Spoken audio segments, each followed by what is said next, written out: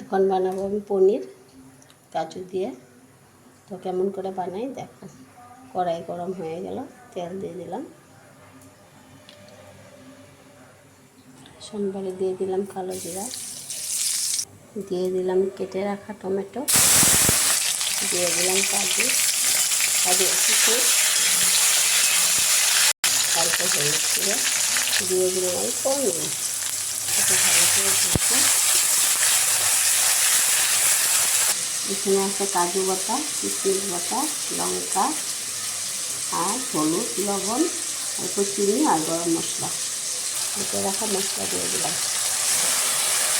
দিয়ে দিলাম কাঁচা লঙ্কা। ভালো করে নেড়ে থাকতে হবে, কেননা কাজু আছে, না হলে সবাইকে লেগে যাবে। দিয়ে দিলাম কাঁচা পনির,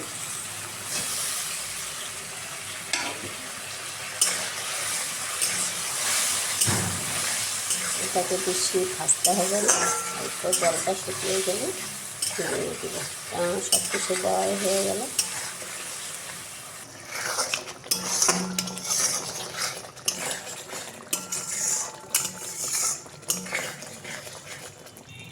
তো আমাদের পনির রেডি।